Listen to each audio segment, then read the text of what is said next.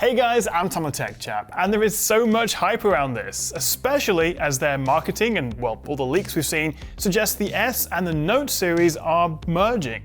But one big question that remains to be answered is whether the Exynos 2200 chip will actually be any good. And crucially, will it be on par with the new Snapdragon 8 Gen 1 chip? Because since the beginning of time, or well, Galaxy S22, I think, we've had two versions of Samsung phones. One with their own in-house Exynos chip, and the other using a Qualcomm Snapdragon. So in the US, China, parts of India and Japan, you guys get the Snapdragon, whereas here in the UK and Europe and parts of Asia and Africa, we get the Exynos chip, which historically has been a bit rubbish. I've been doing these versus videos for years now, and while the gap has been closing, with last year's Exynos 2100 giving the Snapdragon 888 a good run for its money, in the past we've seen some pretty big differences in terms of performance, battery life, and even the camera quality. So here we are in 2022 with the Galaxy S22, and it is all but confirmed that we will again be having a dual model launch, because even Netflix have added support for the Exynos 2200 chip, so it is coming. But here's the thing, we already know what the Snapdragon 8 Gen 1 can do. In fact, I was in Hawaii at Qualcomm's Snapdragon Summit, where they showed off the chip and we can run benchmarks. And while, to be quite honest, it's not a huge improvement over the Snapdragon 888, we're talking just a few percent faster in some benchmarks, although there is a big push towards AI and neural processing performance.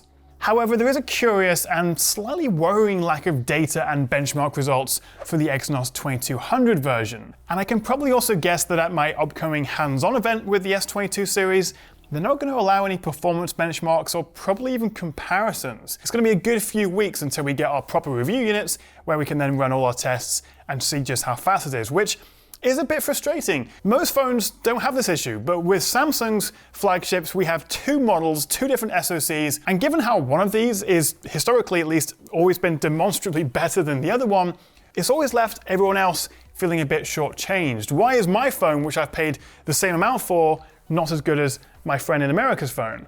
Well, actually, there's been a lot of excitement around Exynos this year, as finally the AMD partnership will bear fruit in the forms of their RDNA 2-based Eclipse 920 GPU, with its ray tracing capabilities, and as I say, which Samsung suggests will bring console-quality graphics to smartphones.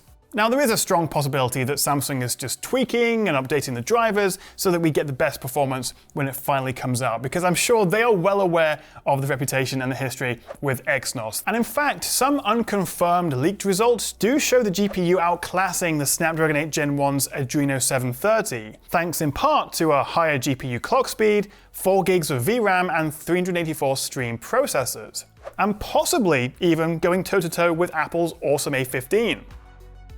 But these benchmarks have a few anomalies, and it also doesn't answer the question of how good is the thermals. Does it throttle? What's the battery life going to be? And will the different ISP compared to the Snapdragon chip have an impact on the camera performance? And it's funny because that kind of raises another issue. What if, in fact, the Exynos turns out to be incredible next-gen graphics performance on a smartphone? Great, unless you're then in America and buying the Snapdragon version. We don't want one to be significantly better than the other. You want parity between the two, unless you're pricing one differently. But then again, maybe this is just the price of healthy competition. It's taken Samsung a while to catch up, but I think it's fair to say Qualcomm has some of those Intel vibes going on right now. Compared to Apple with their ARM chips and MediaTek's Dimensity, arguably, Qualcomm haven't really been fast enough to innovate, and their chips have also been getting more and more expensive for OEMs to use in their phones. So either way, really, whichever chip is better, I kind of hope it does give Qualcomm a bit of a swift kick up the backside, and recently that's where MediaTek have really made some ground, and I think their new Dimensity 9000 chips are not far off Snapdragon 8 Gen 1 in terms of performance, and I believe quite a bit cheaper. Just a quick mention of today's lovely sponsor, Avast, the award-winning, completely free, all-in-one privacy and security service.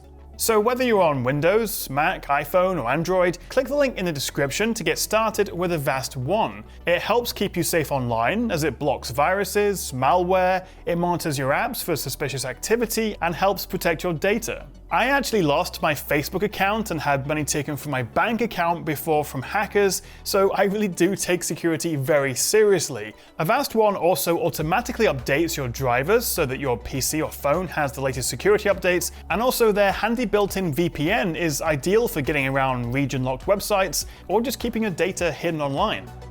So for protection and peace of mind for you and your family online, click the link in the description and give Avast One a try. PC Mag and Tech Radar gave it 5 stars, so download it today. Or tomorrow, whenever is good for you, but try it. But regardless of which chip you get, the S22 series is shaping up to be quite a tasty upgrade, with the flagship Ultra, a big 6.8-inch screen and a refreshed design, including the new Gorilla Glass Victus Plus, alongside Samsung's Armor aluminium frame that we saw on the Fold 3. Also updated cameras, including a new ISOCELL HM3 sensor for the main 108 megapixel lens, which I cannot wait to try out, and that's alongside an ultra-wide and dual telephoto lenses. Also, a whopping 40 megapixel selfie up front, faster 45-watt charging, the same size 5000 mAh battery, but somehow with an S Pen squeezed in. So currently with the S21 Ultra, it does support the S Pen, but it's not embedded in the phone. You can buy a separate carry case, but no one really wants to do that. With an embedded S Pen, that is a Note. And I think really going forward, Samsung's going to be focusing on the flipping and folding phones for the sort of different form factor options that come out later in the year. The new flagship is also expected to cost the same at launch as last year's S21 Ultra, with the only caveat being that the entry-level model may only come with 8 gigs of RAM, down from 12 as a result of chip shortages and price increases. And that would be a bit disappointing, but I guess I'd probably take that over a price hike.